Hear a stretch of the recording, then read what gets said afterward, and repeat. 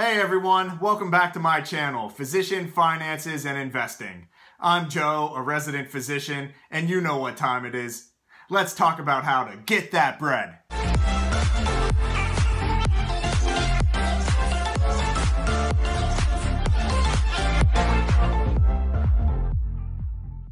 Hey everyone, welcome back to the channel. In our last video, we spent some time talking about the different types of retirement accounts that you have available to you whenever you're investing. In case you missed that video, I'll put a link to it right up here. Now that we've covered that information, I'd like to spend some time in this video talking about my personal strategy whenever it comes to targeting these different types of retirement accounts and allocating my funds. So without further ado, let's get started.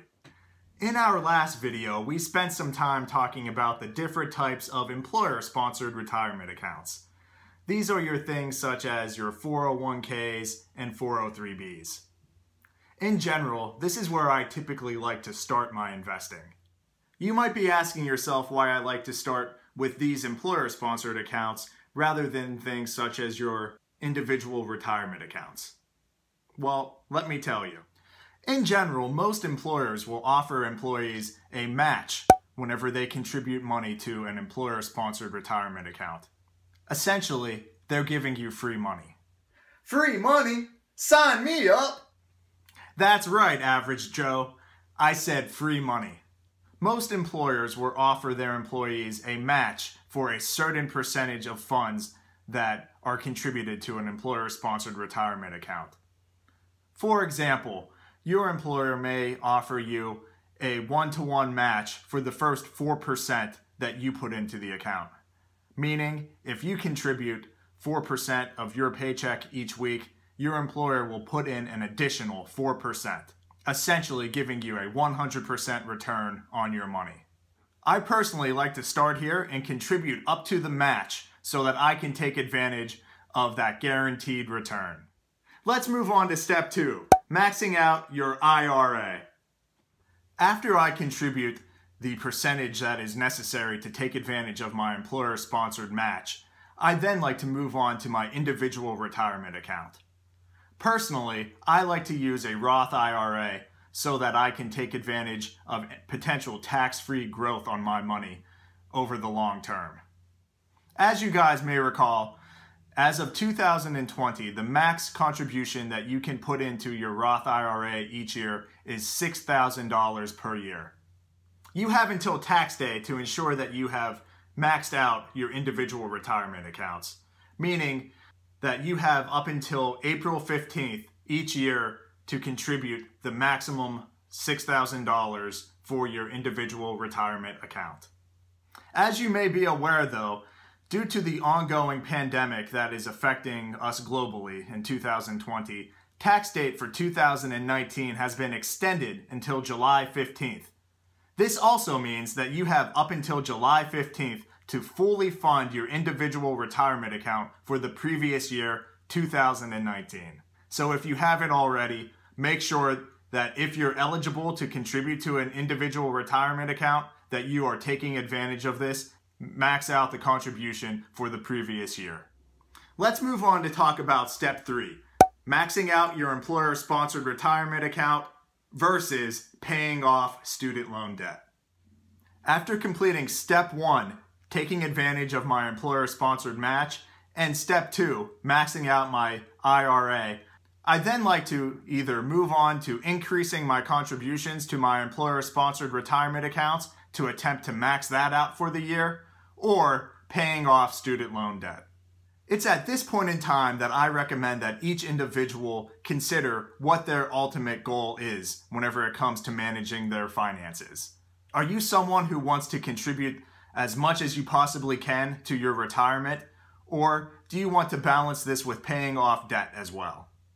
Prior to 2020, it was typically at step 3 that I liked to increase the amount of money that I was funneling toward paying off my student loan debt. However, as you may be aware, due to the ongoing pandemic, interest rates on student loans has now been temporarily decreased to 0%, and payments are not required at this time. For that reason, I've personally chosen to increase the amount of money that I'm contributing to my employer-sponsored retirement account to make sure that I'm contributing as much money as I possibly can to my future and to my retirement. Your situation may be different, however, and you might choose to increase the amount of money that you're putting toward your student loans at this point to take advantage of the current 0% interest rate so that more of your money is going toward your principal balance rather than going toward interest on your student loans. With all of this being said, however, I do not recommend doing any investing at all unless you have an emergencies fund already set up. I've talked about this in a previous video, and I'll put the link to that right up here. If you're able to successfully complete step 1, 2, and 3 and have all of your student loans paid off and have successfully maxed out your employer-sponsored retirement accounts, it's at this point in step 4 that I would recommend considering to invest additional money into a separate brokerage account. It's important to know that if you are contributing money to an individual brokerage account, you are subject to paying capital gains tax on any potential returns that you make on your investments. This capital gains rate varies based on how long you're holding the investment and based on the type of investment that you have. I know that some of you, however, are interested in starting to invest in the stock market now so that you can get your feet wet and start to learn the intricacies of stock market investing. If you're someone who falls in this category, I would recommend checking out the brokerage accounts Robinhood and Webull. I personally think that these brokerage firms are good opportunities for individuals who want to get their feet wet in stock market investing because they offer you the opportunity to purchase fractional shares, and they also provide you with free shares whenever you sign up for an account. If you're interested in checking out these brokerage firms, I'll put a link to them in the description of this video. The information that I provided in this video was not all-inclusive. My goal of making this video was merely to provide you with my personal philosophy whenever it comes to investing and managing my debt, and also to provide you with some basic information. Remember, I'm not a certified financial planner. I'm a resident physician who recognizes the importance of learning more about personal finances and investing and wanted to encourage others to do the same. With that being said, I highly encourage you to do your own research before making any investing decisions. That concludes another episode of Physician, Finances, and Investing. I hope that you guys found this video both fun and informative. If you have any questions or a particular topic that you would like me to cover in a future video, please feel free to comment below and I'll be sure to get that information to you guys. And if you haven't already, please smash that like button and click on that subscribe button to let us know that you like what we're doing here at Physician, Finances, and Investing, and to help support my channel.